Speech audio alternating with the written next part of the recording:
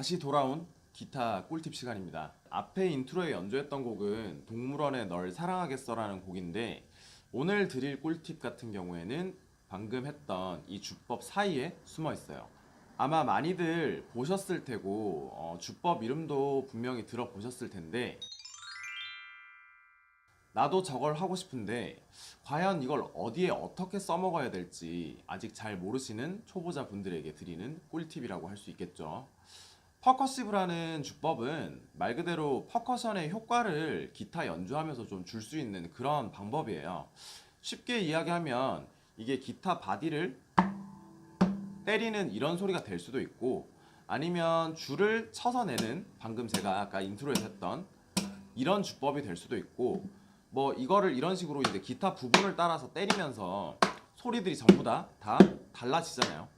그래서 말 그대로 기타를 퍼커션화를 시켜서 연주하는 주법을 퍼커시브 주법이라고 이야기를 해요.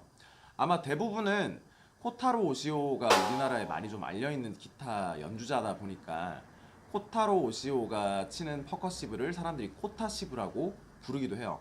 그래서 코타시브라는 명칭 자체가 익숙하신 분들도 아마 있으실 테고, 뭐 퍼커시브라는 주법 자체를 많이 들어보신 분도 있으실 거예요. 그래서 오늘 알려드릴 꿀팁은 퍼커시브 효과 중에 가장 대중적으로 많이 써먹고 있는 줄을 쳐서 내는 퍼커션의 효과를 좀 알려드릴까 해요.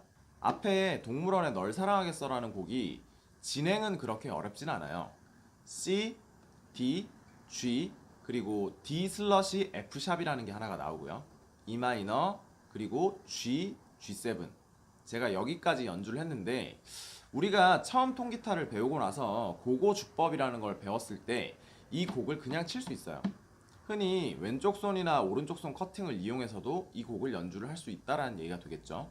통상적으로 많이 쓰는 왼쪽 손으로 커팅하는 주법 있죠. 왼쪽 손 커팅을 이용해서 연주를 하면 이런 느낌이 날 거예요.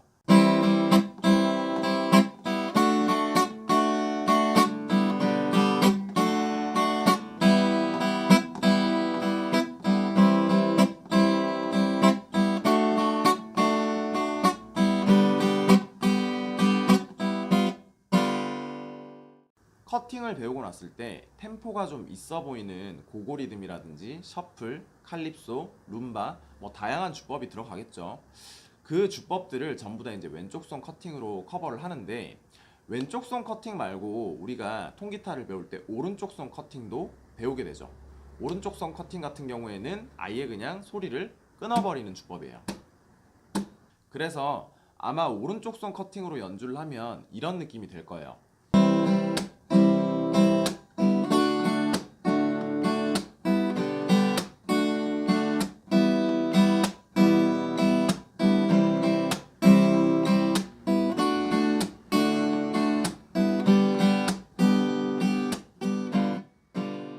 네, 왼쪽 손 커팅이 잘 안 되시는 분들이 대부분 이 오른쪽 손 커팅을 이용해서 스트로크를 많이 하시죠.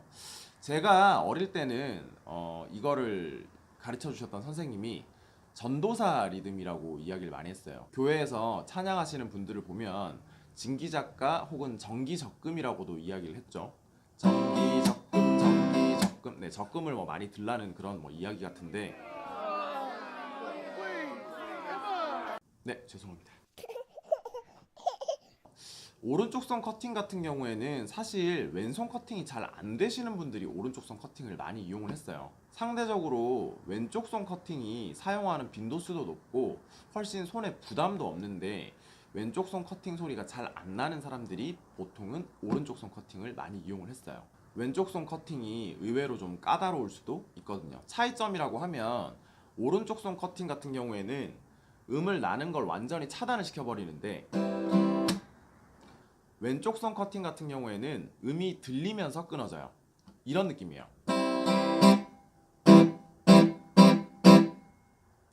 그렇기 때문에 조금 오른쪽 손과 왼쪽 손의 타이밍이 다르게 들어가야 왼손의 커팅이 하기가 쉬운데, 이 주법 같은 경우는 감을 빨리 잡으시는 분들은 뭐 5분 안에도 잡으시는 분들을 봤고요.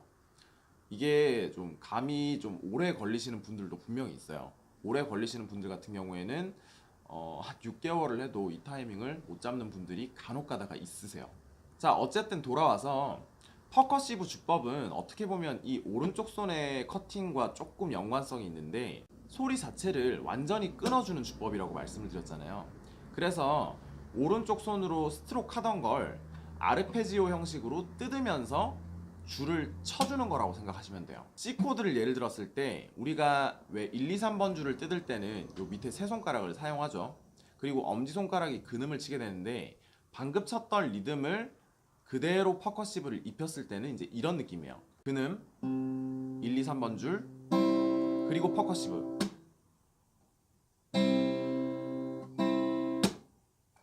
이런 식인데 타이밍은 나도 알겠단 말이에요. 타이밍은 나도 알겠는데 과연 그 찹찹하는 그 퍼커션 효과의 퍼커시브가 어딜 때려야 소리가 잘 나는지 그거를 아직 잘 모르시는 분들이 있기 때문에 거기에 대해서 얘기를 좀 해볼까 해요.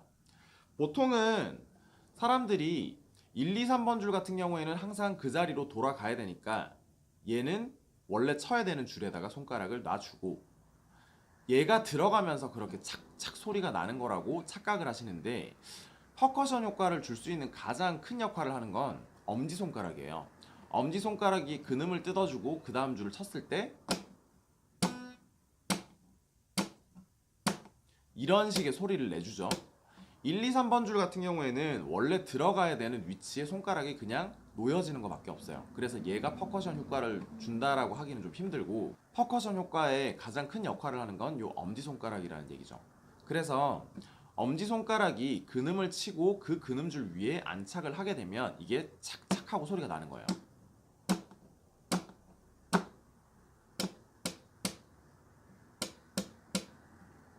아시겠죠? C 코드의 퍼커시브를 올려서 연주를 하게 되면 이런 느낌이 되겠죠.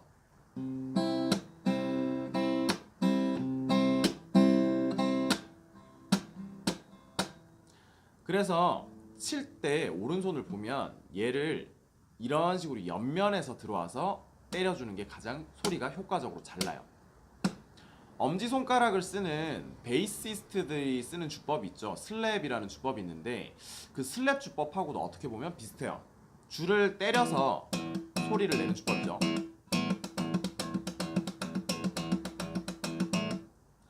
이 주법이 우리가 퍼커시브 효과를 줄 때도 가장 효율적이라는 얘기예요. 그래서 줄을 치게 됐을 때 얘가 살짝 옆면에서 들어와서 그 근음줄에다가 안착을 시킨다라고 생각하시면 돼요. 요즘 나오는 가요들 같은 경우에는 거의 퍼커시브가 다 들어가 있는 걸 좀 볼 수가 있는데 제가 봤을 때 가장 좀 유행의 선구자 역할을 한 거는 10cm가 아니었나 하는 그런 생각이 드네요. 10cm의 사랑은 은하수 다방이라는 곡을 봐도 이런 식으로 퍼커시브가 등장을 하죠.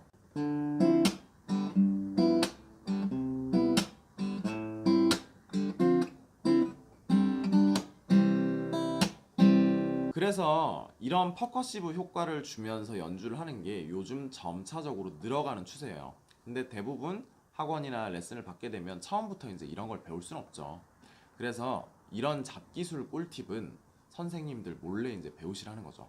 단 완벽하게 연습하지 않고 대충 어정쩡하게 연습을 해가면 분명히 선생님들 눈에서는 사열이 날 거예요. 그렇기 때문에 연습을 할 때 웬만하면 이 소리가 깔끔하게 나게끔 그렇게 연습을 해가면 선생님들이 아마 의외의 눈으로 좀 보시게 될 거예요.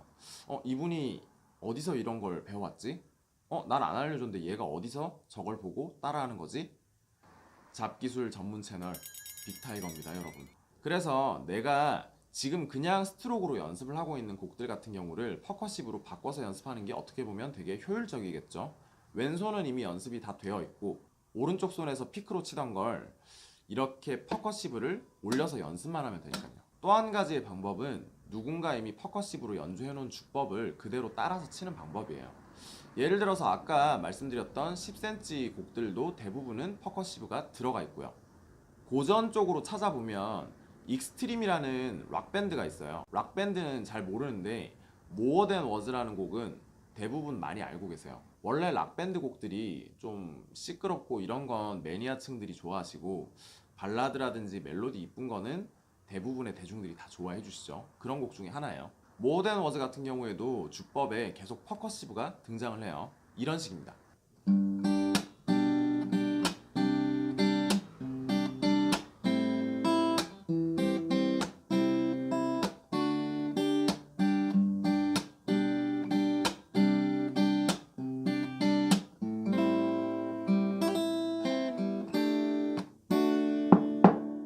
네, 마지막에 이것도 되게 있어 보이죠? 그래서 기존에 누군가 연주했던 거를 그대로 따라치는 게 아마 내가 있는 걸 바꾸는 것보다 더 쉬울 수도 있어요. 물론 운지가 어렵지 않다면요. 오늘의 꿀팁, 퍼커시브에 대해서 배워보셨는데 어떠세요? 따라하기 쉬울 것 같으신가요? 물론 기존에 연주했던 주법들이 잘 되고 있는 상태에서 퍼커시브 연습을 하는 게 훨씬 더 효과적일 거예요. 하지만 우린 늘 재밌는 걸 하고 싶다는 거, 그게 문제인 거죠.